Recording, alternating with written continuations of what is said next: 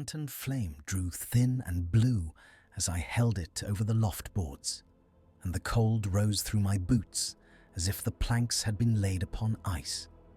Beneath us, the cattle shifted, yet no breath steamed, no chain clinked. Then, above the rafters, something paced with the patience of a man who knew the house.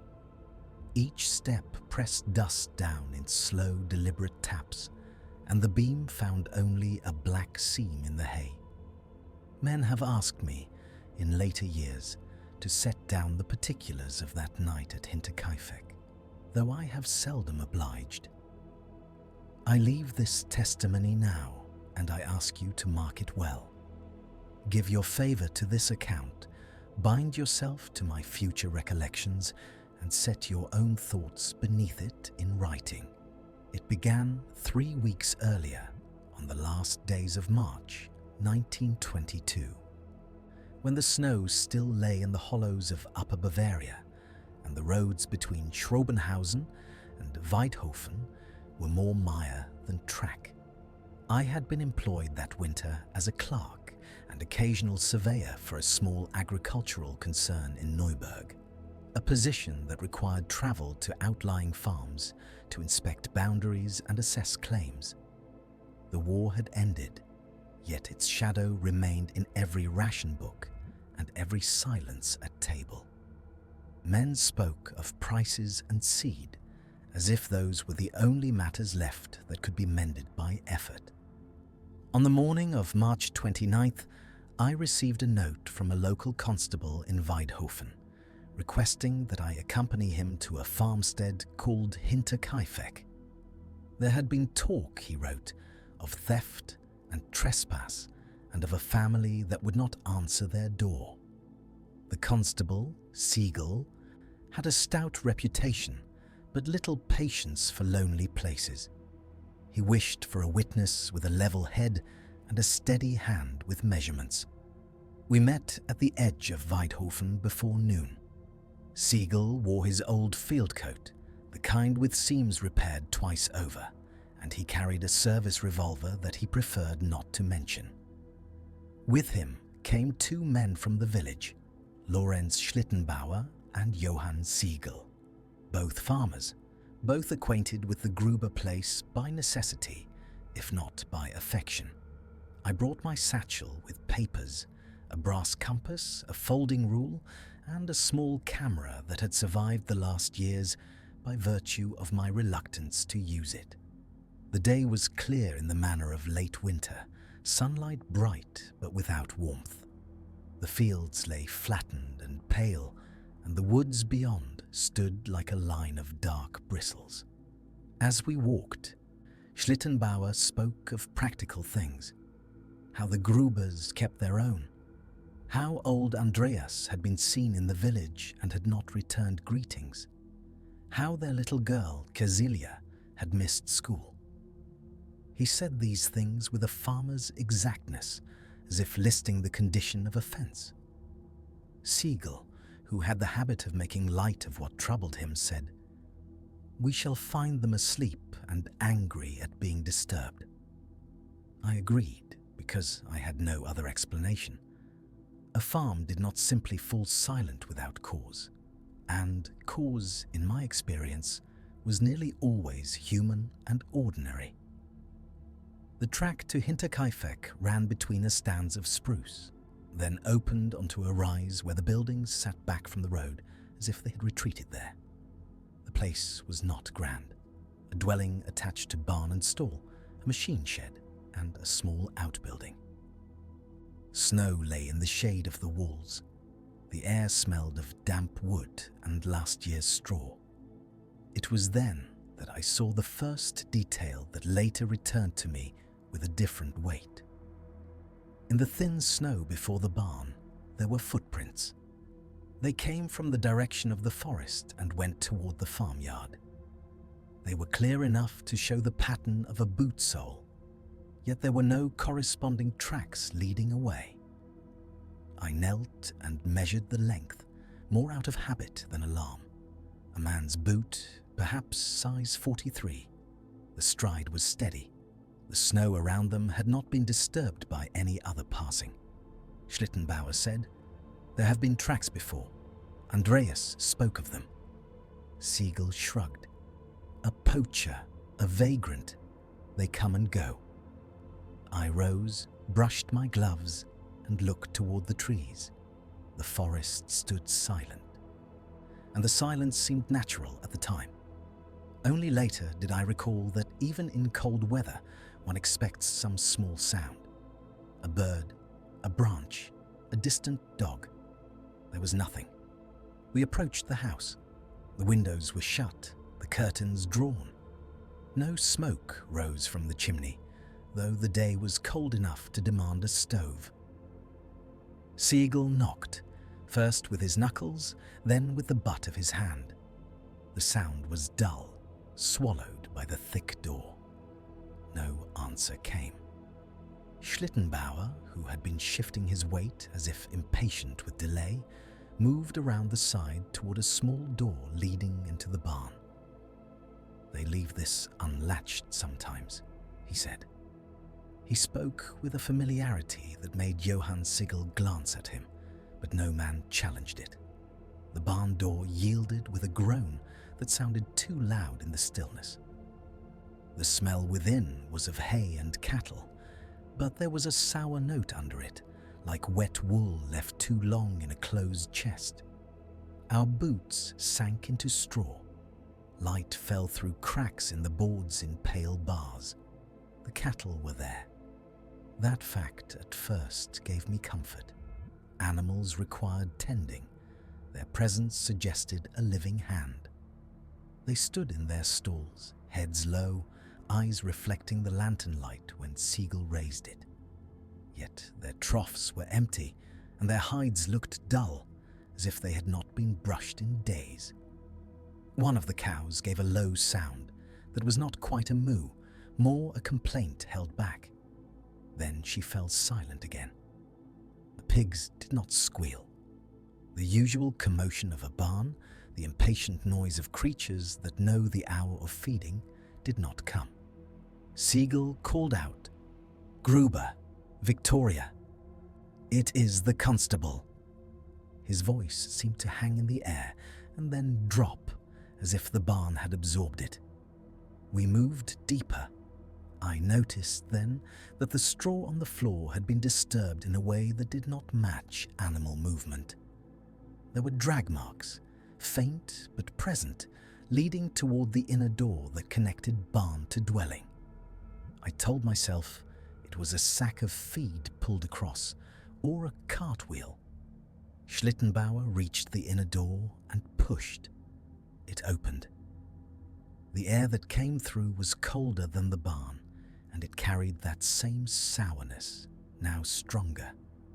It was the smell of a cellar that had been shut too long, and something else underneath that I did not name.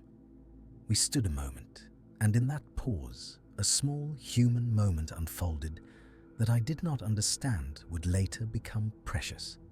Johann Siegel, who had been quiet, took out a tin of tobacco and offered it around without speaking. Schlittenbauer took a pinch, then Siegel. I hesitated, then took some myself. The gesture was ordinary, almost companionable, and it steadied my hands. Johann said, looking at the dark doorway, "My wife asked me not to come. She said, 'Leave it to the police.'" He gave a small, embarrassed laugh. "But I told her, if it were our place, would we not wish neighbors to look in?" Siegel answered more gently than I expected. "We shall look and we shall go. You will be home before supper." At the time, I believed him. We entered the passage. The house was built in the old manner, with rooms branching off a central corridor, the barn attached so that one could tend animals without stepping into snow. Our lantern light made the walls jump. The floorboards creaked under our weight, and the sound seemed to travel farther than it ought. In the kitchen, the stove was cold. A pot sat on it, lid askew. On the table lay a loaf of bread, cut, the knife left where it had fallen. I had seen such scenes after sudden illness when a household is called away. Yet here, there was no sign of haste beyond neglect. Siegel moved to the living room and pulled back a curtain. The window glass was rammed with frost on the inside. That struck me as wrong. A lived-in room does not frost within unless the fire has been out for some time. Schlittenbauer went to a cupboard and opened it. Inside were plates, cups, and a child's small spoon with a bent handle. He shut it again with unnecessary force. "Where are they?" he said, not as a question but as an accusation aimed at the walls. We searched room by room, calling names, opening doors. The bedrooms were made up, blankets folded. In one room, a small cradle stood empty. In another, a prayer book lay open, a finger mark down the margin as if someone had been interrupted mid-verse. The deeper we went, the more the house felt not abandoned, but held. The air was heavy. The lantern flame, which should have burned steady, wavered though there was no draught. We returned toward the barn because there were sounds there now, faint and irregular. At first, I thought it was the cattle shifting again. Then I realized it was above us, in the loft. A soft scrape, then a pause, then another, like boots on boards. Siegel lifted his lantern and called, "Who is there?" No answer came, but the scraping ceased, as if whatever made it had stood still to listen. Schlittenbauer said, in a low voice, "There is no reason for anyone to be up there." I wanted to say that perhaps a farmhand slept in the hay. Yet I recalled that the Grubers had taken on a new maid only days before, and I had not seen her. The thought of a young woman hiding in a loft to avoid strangers seemed plausible, even likely. "Let us go up," Siegel said, and his voice held the forced steadiness of a man who wished to appear brave. The ladder to the loft was narrow. Siegel climbed first, lantern held high. I followed, then Johann Siegel. Schlittenbauer came last, his boots loud on the rungs. In the loft, the hay lay in mounds, and the rafters above were black with age. The air was dry and full of dust. Our lantern beam cut a tunnel through it, and the particles floated like ash. We found no one, yet there were signs of recent presence. A patch of hay had been pressed flat, as if someone had lain there. Beside it was a small piece of cloth, torn, caught on a nail. I picked it up. It was coarse, like apron fabric. Siegel moved the lantern along the beams. In one corner, where the roof met the wall, there was a gap, a dark seam between the boards. The lantern light did not reach far into it. That was when the pacing began again, not in the loft, but above it, in the space between rafters and roof. The sound was unmistakable, a slow tread, heel then toe, measured and deliberate. I could hear the faint fall of dust with each step. Johann Siegel whispered, "It is on the roof." Schlittenbauer said, "No man walks there in this weather." Siegel, who had climbed many roofs in his youth, looked up as if calculating. "The pitch is steep," he murmured. "A man would slip." The steps continued, crossing from one end to the other, then stopping directly above us. The lantern flame drew thin and blue. I felt, then, a pressure in my ears, as if the air had changed. The hair at the back of my neck lifted. It was not fear as I had known it in the trenches, where danger comes with noise and smoke. This was quieter, more intimate, like being watched from behind a curtain. Siegel lowered the lantern slightly, and in that moment the loft seemed darker rather than lighter, as if the flame had surrendered. "Down," he said, and he did not raise his voice. We descended in haste, but without running, because the ladder demanded care. The sounds above followed, not directly, but matching our movement as if something paced us from the other side of the boards. Back in the barn, the cattle began to stir more, their hooves stamping softly. One of them tossed its head and struck the stall rail, making a sharp crack. The sound startled us all, and in that startle, the pacing ceased. Siegel exhaled, and I realized I had been holding my breath. "We shall fetch more men," he said, "and we shall search properly." This was my first strained rationality. I told myself it was a raccoon or a cat, though neither should have made such heavy steps.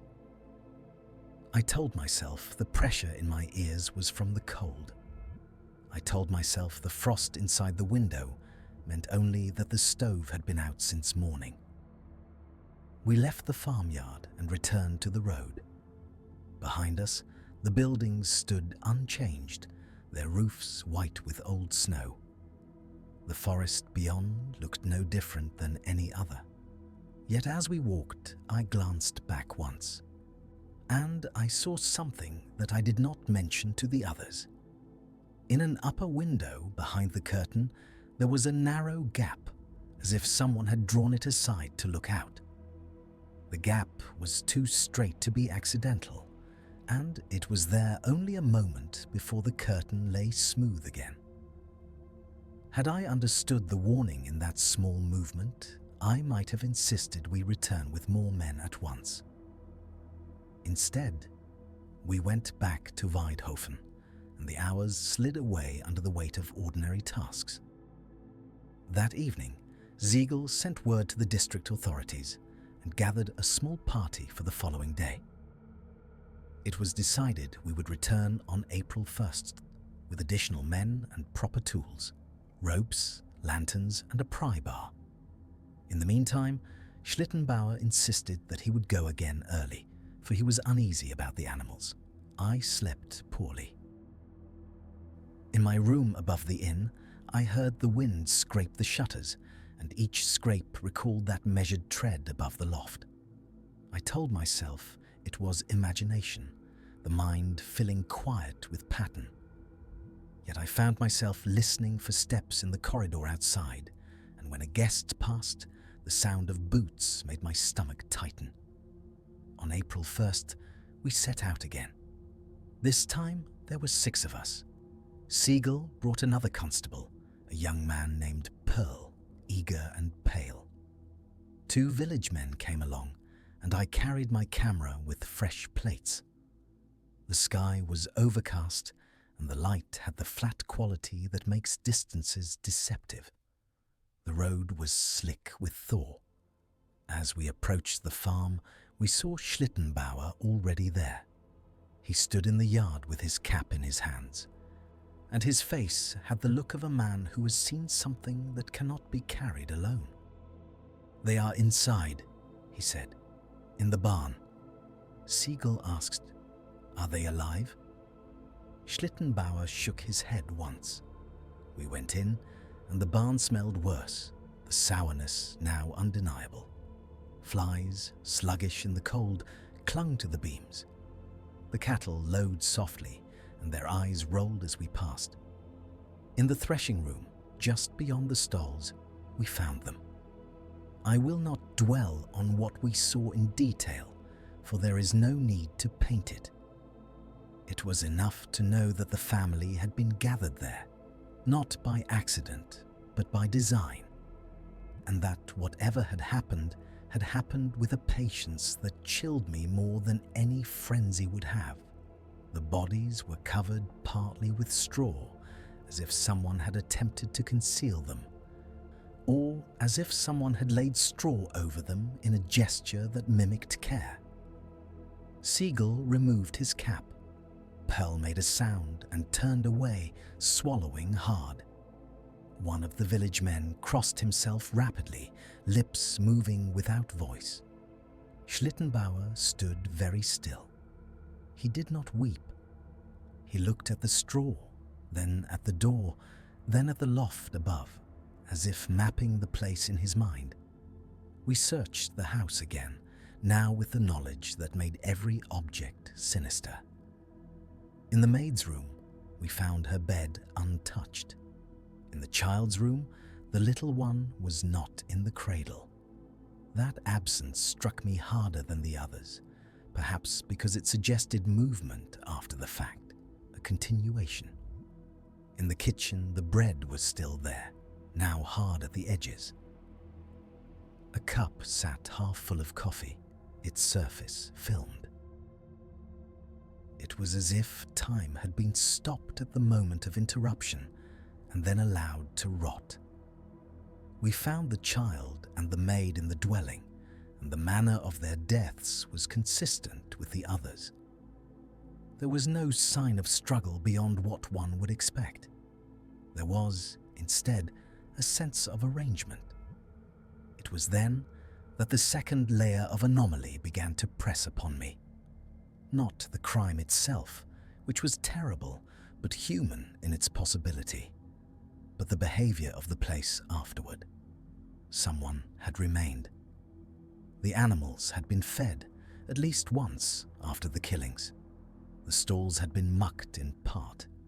A fire had been lit in the stove and allowed to go out.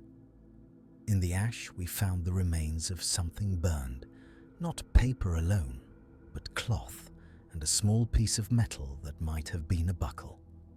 Siegel said, "A thief, then. He killed and stayed to plunder." Yet nothing of value was missing, not in a way that matched such risk. Money was found, tools were in place. The house had not been ransacked.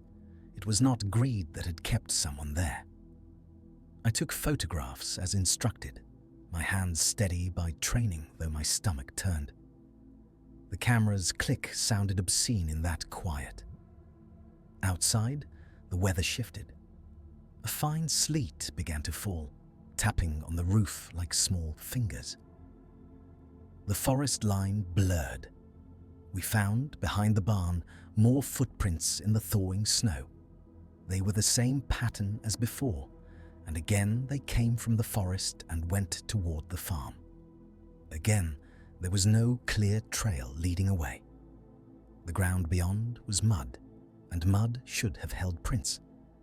It did not, as if the steps had ended at the yard's edge. Pearl, the young constable, knelt and put his hand to the ground. "It is as if he was carried," he said, and then flushed, ashamed of the suggestion. Siegel snapped, "Do not speak foolishness. The mud is churned. You cannot see." But I could see enough to know that the explanation was thin.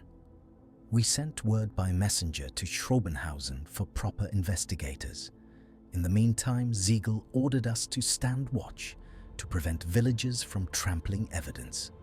That was how I came to spend the night near that farmstead, in a small group with lanterns and rifles that felt suddenly inadequate.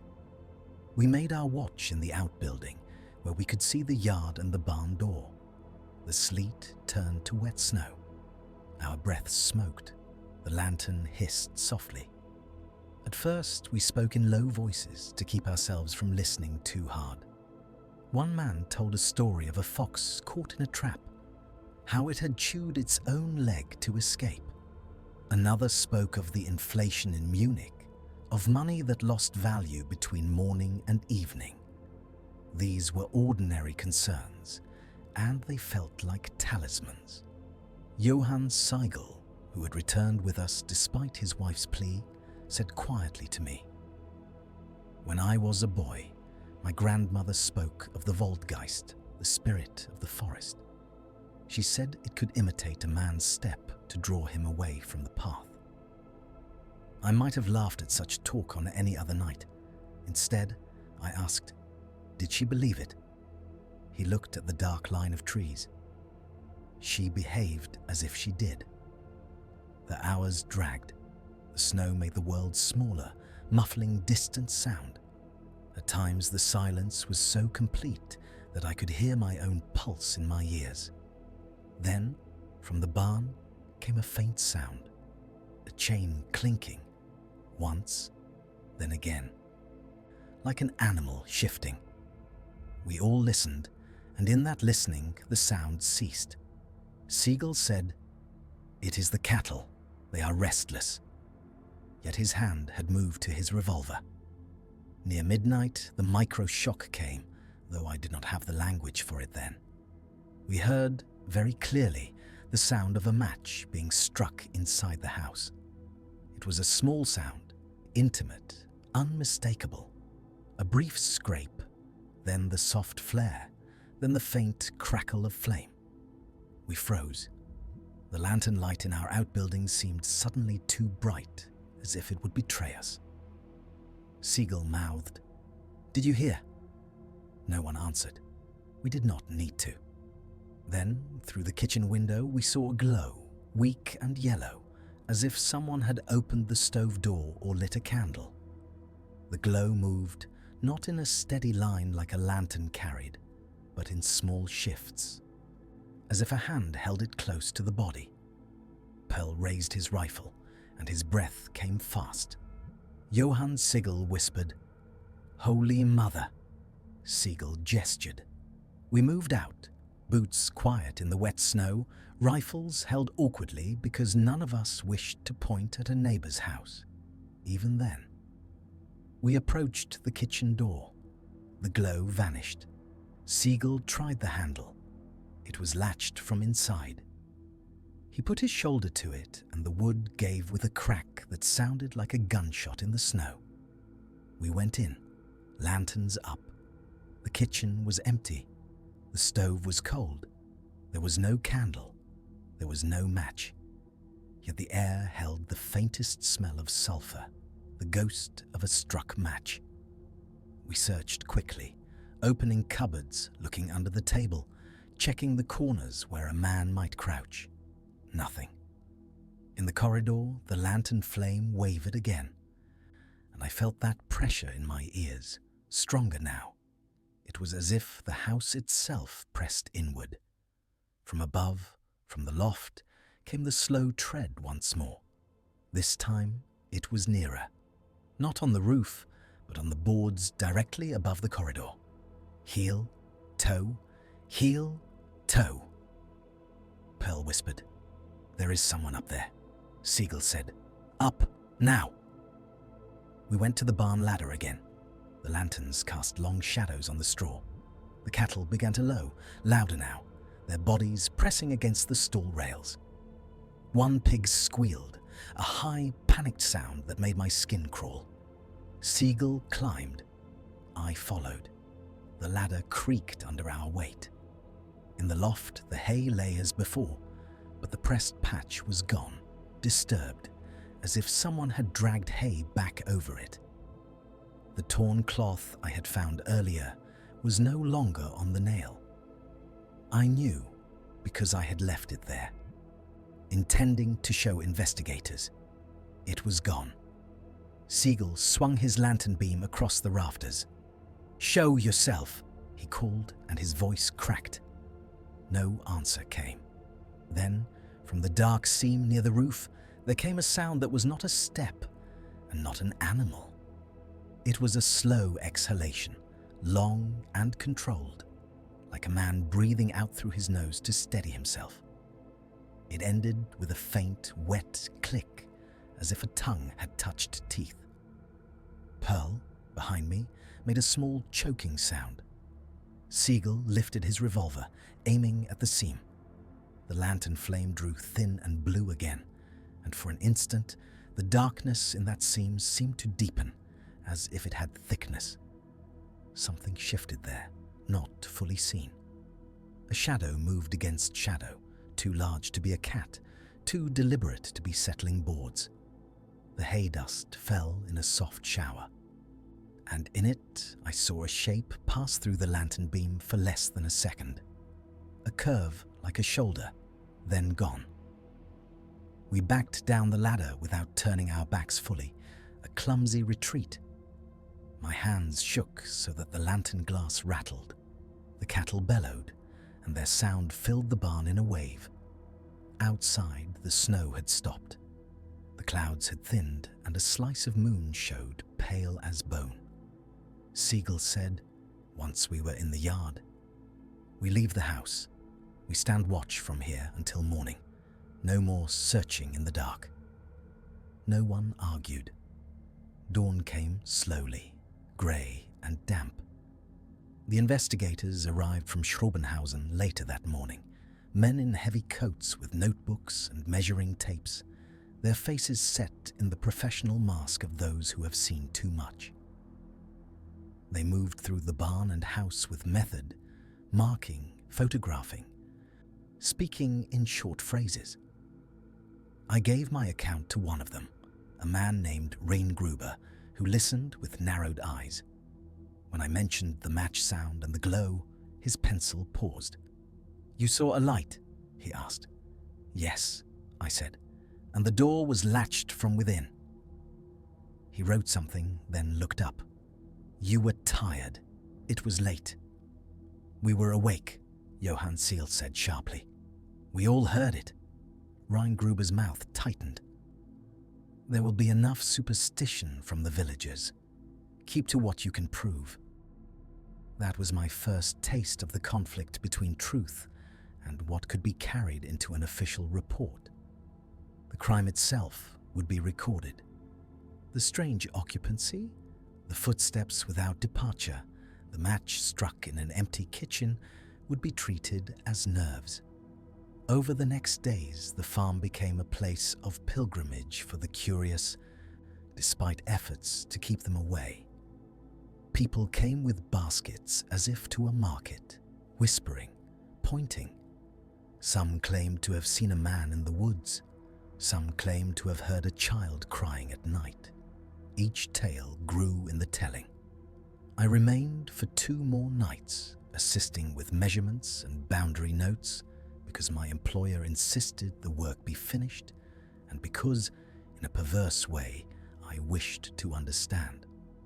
My skepticism had been bruised, not broken. I still sought a man, a motive, a path. On the second night, as we stood outside with lanterns, Pearl refused to go near the barn. His face had a waxy pallor. "There is something there," he said, and his voice shook. "It is not only a murderer, it is as if the place itself listens." Siegel snapped at him, then softened. "You are young. You have not slept." Pearl said, "I slept in the war. I can sleep anywhere, but I will not sleep there." Johann Siegel, who had been steady until then, began to speak of leaving altogether. "Let the district men handle it," he said. "We have fields to tend. This is not our burden." Schlittenbauer, who had been present often, said little. When he did speak, it was to insist on practical matters. The animals must be cared for, the doors must be secured. Yet I watched him, and I saw that his eyes went often to the loft, as if he expected movement. On April 4th, the bodies were removed. The farmstead emptied in a different way then, not of life, but of its last traces. The cattle were sold, the house was sealed. Yet the sense of presence did not leave. Villagers reported lights in the windows at night. Dogs refused to approach. Children dared one another to touch the barn door and then ran away screaming. I left Weidhofen on April 6th, my work finished, my satchel heavier with notes that felt suddenly meaningless. The road back to Neuburg seemed longer than before. The fields, which had looked merely bleak, now looked watchful. Every stand of trees seemed to hold a darker pocket within. In the weeks that followed, the case spread through newspapers in Munich and beyond. There were theories, accusations, names spoken and then withdrawn. The authorities questioned Schlittenbauer, questioned traveling men, questioned anyone who had reason to resent Andreas Gruber. No one was charged. The farmstead stood abandoned, a black mark on the map. I attempted to return to my former certainty. I told myself that the match sound was a trick of the mind, that the footsteps were settling boards, that the missing cloth was misplaced. Yet at night, when the house I rented creaked, I woke with my heart racing, hearing again that measured tread. Years passed. I married. I had a son. Life, in its stubborn way, demanded attention to ordinary things: bread prices, school fees, the repair of a roof. Yet Hinterkaifeck remained like a splinter under the skin, small but always felt. In 1925, I received a letter from Johann Siegel. It was brief, written in a hand that had grown less steady. He wrote that he could not sleep when the wind came from the north because it carried the same damp cold as that farmyard. He wrote that sometimes when he fed his own cattle, he heard a chain clink in the wrong rhythm and his hands would go numb. He ended with a sentence that I have never forgotten. We watched the house, and the house watched us back. I did not answer at once. What could I say? That I understood? That I did not? In the end, I wrote a polite reply, speaking of health and harvest, avoiding the subject as men do when a thing has no handle to grasp. In 1931, I was in Munich on business and found myself near a bookstall where pamphlets were sold on crimes and mysteries. There, among lurid titles, was one about Hinterkaifeck. I bought it, though my hands sweated as if I was stealing. The pamphlet laid out the known facts and then indulged in speculation. It spoke of vagrants, of lovers, of revenge. It mentioned, almost as an aside, that neighbors had heard footsteps in the loft after the killings. The author dismissed it with a sentence: nervous fancies. I stood on the street with the pamphlet in my hand, and the city noise around me seemed distant. The dismissal stung, not because I needed belief from strangers, but because it reduced what I had heard to weakness. It made me angry in a way that surprised me. That anger led me, in the same year, to attempt a rational investigation of my own. I wrote to an acquaintance who worked with the police archives, asking to see the official report. He allowed me, discreetly, to read portions. The report was thorough in measurements and timelines. It listed injuries, positions, probable weapon. It recorded interviews. It did not mention the match sound. It did not mention the blue lantern flame. It mentioned footprints from the forest, but only as tracks observed, origin uncertain. The torn cloth was not listed at all. When I asked my acquaintance why such details were absent, he shrugged. They write what can stand in court. The rest is talk. But the rest is what stayed with us, I said, and he looked at me as if I had spoken a foreign tongue. The years later haunting did not come only in thoughts. It came in the body. The first scene I recall with clarity occurred in 1933, on a winter evening when my son, then 6, had been playing in the loft of our small barn, where we stored hay. He had climbed up with a lantern, pretending to be an explorer. I was in the yard mending a harness when I heard above me the slow tread of small boots on boards. For a moment, my hand stopped moving. The world narrowed. The lantern light from above flickered through the cracks. And my ears filled with that old pressure. I called his name too sharply, and he answered, startled, "Father?" He came down the ladder, his face confused, and I took him by the shoulders with more force than needed. The smell of hay and lantern oil rose, and with it came the memory of sulfur and cold. My wife asked later why I had shouted. I told her I had feared he would fall. That was true in part. Yet the deeper truth was that I could not bear the sound of steps above me in a place where no one should be. The second scene came in 1937, when I travelled again through Upper Bavaria and, by chance or folly, found myself near the old road to Hinterkaifeck. The farmstead had been demolished by then, the buildings torn down, the timbers reused elsewhere. The land lay open, a scar smoothed over. I stopped my bicycle at the edge of the former yard. Snow lay thin on the ground. The forest stood as it had always stood. There was nothing to see, and yet my chest tightened as if I had ridden into thinner air. I walked a few steps onto the land. The silence was complete. Even the wind seemed to hold back. Then I heard, very faintly, a sound that could have been a branch creaking, could have been my own blood in my ears. 3 taps, slow and deliberate as if on old boards. Heel, toe, heel, toe, heel, toe. I turned toward the forest, and for a moment I thought I saw a darker vertical line between 2 trunks, like a man standing still. I blinked, and it was gone, or it had never been. I left quickly, ashamed of my haste, yet unable to stay. On the road my hands shook so that the bicycle wobbled.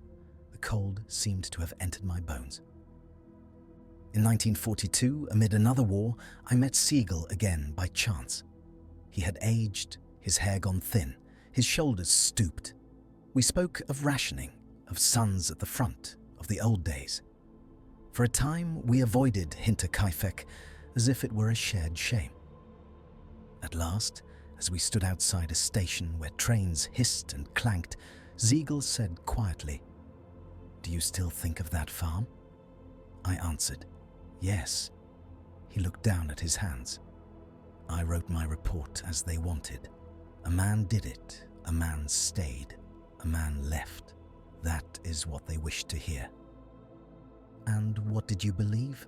I asked, one of the few rhetorical questions I have allowed myself, because I wished to know if my own mind had been the only one to fracture. Siegel's mouth tightened. "I believed there were steps above us when no one could have been there. I believed the door was latched. I believed the cattle knew something before we did." He paused. "And I believed, for one moment, that the house breathed." He did not elaborate. He did not need to. The train whistle cut through the air, and both of us flinched as if it were a sudden cry in the barn. After that meeting, I dreamed more often of the place. In the dreams, I walked the corridor with a lantern that would not stay lit. Each time I reached the ladder, I heard the tread above, and each time I woke before seeing what made it. The dreams left me with a taste of dust in my mouth. I read what I could over the years about strange crimes and stranger presences.